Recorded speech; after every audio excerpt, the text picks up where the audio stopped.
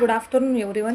काल आपण बघितलेलं आहे GERD या डिसीजबद्दल, म्हणजेच डायजेस्टिव्ह सिस्टीममधला तो फर्स्ट डिसीज.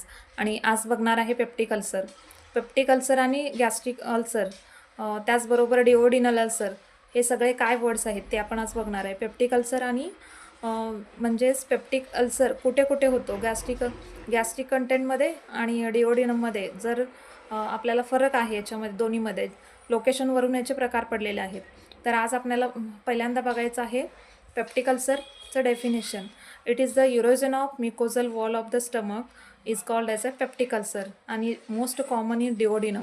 म्हणजे डिओडिनम ज्या लोकेशनमध्ये जर जास्त प्रमाणात दिसून येत असेल तर आपण त्याला म्हणणार आहे duodenal ulcer. Okay, then what is the causes of the peptic ulcer. First, helicobacter pylori, म्हणजे हे एक बॅक्टेरिया आहे की जे पेप्टिक अल्सर होण्यास कारणीभूत असू शकतं. आणि त्याचबरोबर non steroid anti inflammatory drugs, जे आपल्याला सवय झालेली असते की एखादा ड्रग्ज घेतल्याशिवाय आपल्याला कुठलाही आजार कमी होत नसतो. जर अशा कोणत्या नॉन स्टेरॉइड अँटी इन्फ्लेमेटरी ड्रग्जची जर सवय झाली असेल, ते वारंवार घेतले असतील तर ते सुद्धा कारणीभूत असू शकतात. त्यानंतर जास्त प्रमाणात जर higher secretion of the HCl म्हणजे हायड्रोक्लोरिक ॲसिड जे आहेत त्याचं सिक्रेशन जर जास्त प्रमाणात होत असेल तरीसुद्धा ते आपल्याला पेप्टिक अल्सरमध्ये कन्वर्ट होतं. त्यानंतर due to milk, caffeinated beverages, smoking and alcohol. त्याचबरोबर आपल्याला जेंट्समध्ये दिसून येणार बॅड हॅबिट्स आहेत, अल्कोहोल कन्झ्युमिंग असेल, त्याचबरोबर स्मोकिंग असेल, या सवयीसुद्धा त्या पेप्टिक अल्सर होण्यापाठीमागचे कारण असू शकतात. त्यानंतर आपण बघणार आहे पेप्टिक अल्सर. तर याच्यावरती आपण मॅनेजमेंट काय करणार आहे. तर फर्स्ट आपण बघूयात हिस्टामाइन ब्लॉकर मेडिसिन्स. आता हिस्टामाइन ब्लॉकर मेडिसिन्समध्ये कुठले मेडिसिन्स येतात. रेंटेडिन आहे, सिमेटिडिन आहे, त्यानंतर प्रोटॉन पंप इनहिबिटर्स आहे.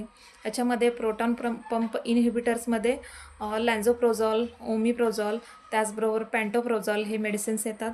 ते आपण रुग्णाला प्रोव्हाइड करणार आहे. त्यानंतर नेक्स्ट आहे सुक्राल्फेट, जे मेडिसिन आहे ते सुद्धा आपण देऊन कवर करू शकतो. आणि नर्सिंग मॅनेजमेंट, आपण प्रिव्हेन्शन काय करण्यास सांगायचं आहे.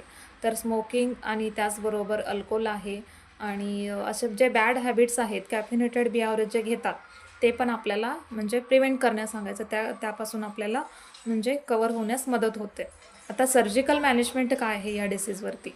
तर टोटल गॅस्ट्रोक्टोमी, म्हणजे स्टमकचा जो पार्ट आहे तो टोटल रिमूव्ह करणे, याला आपण गॅस्ट्रोक्टोमी असं म्हणणार आहे. म्हणजे थोडक्यात removal of entire stomach, oesophagus, duodenum, jejunum. It's called as a oesophagojejunostomy और एसोफेजो डिओडेनोस्टोमी.